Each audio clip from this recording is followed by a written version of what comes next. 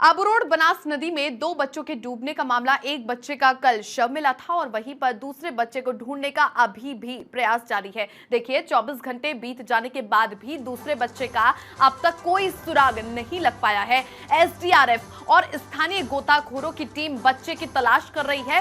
Police और प्रशासन के आलाधिकारी मौके पर मौजूद हैं। जयपुर से स्कूली बच्चों का ये ग्रुप आया था माउंट आबू घूमने और ऐसे में नदी में नहाने के दौरान ये हादसा हुआ, जिसके बाद 2 बच्चे लापता हो गए, पानी में डूब गए थे, लेकिन एक बच्चे का शव मिल गया है। दूसरे बच्चे की तलाश जारी है। हमारे सहयोगी अनिल रावल जुड़ गए हैं। अनिल, स्कूली बच्चों का ग्रुप आया, ऐसे में कल से ही दूसरे बच्चे की तलाश जारी है। एक बच्चे का शव बरामद कर लिया गया है। अभी फिलहाल उस बच्चे को लेकर क्या अपडेट सामने आया?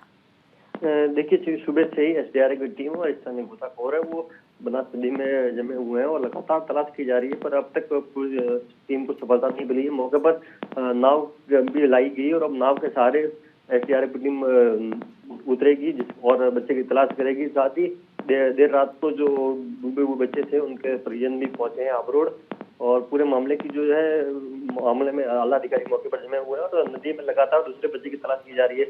पहले बच्चे का शव जो है 4 घंटे बाद निकाल लिया गया था, जिसके शव को अभी मोर्चरी में रखवाया गया है।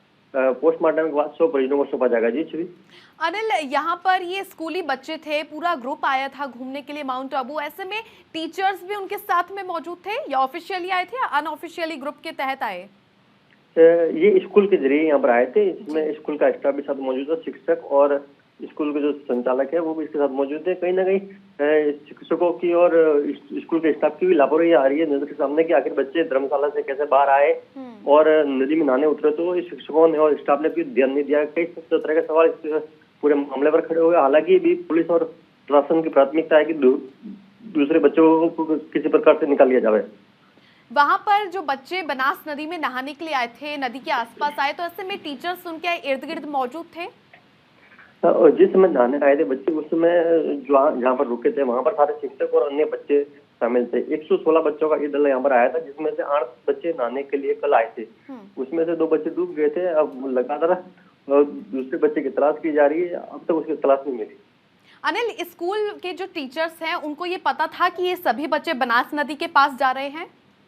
ऐसी उनसे बात हुई, उन्होंने कहा कि वो तो सोच रहे थे कहीं आसपास ही गए होंगे, पर जब उन्होंने दूसरे बच्चों ने बताया कि वो नहाने गए थे, उस दौरान 2 बच्चे डूब गए, तब पूरा स्टाफ और स्कूल के शिक्षक मौके पर आए और उन्होंने पूरी सूचना की मामले की जानकारी स्थानीय पुलिस को और अधिकारियों को दी। चलिए, बहुत शुक्रिया अनिल तमाम जानकारियां साझा करने के लिए। तो आप देखिए कि बनास नदी में जहां पर करीब 8 से 10 बच्चे आए थे, लेकिन ऐसे में 2 बच्चे इस बनास नदी में डूब गए। डूबने की सूचना के बाद स्थानीय गोताखोर उन बच्चों को ढूंढने का प्रयास करते रहे।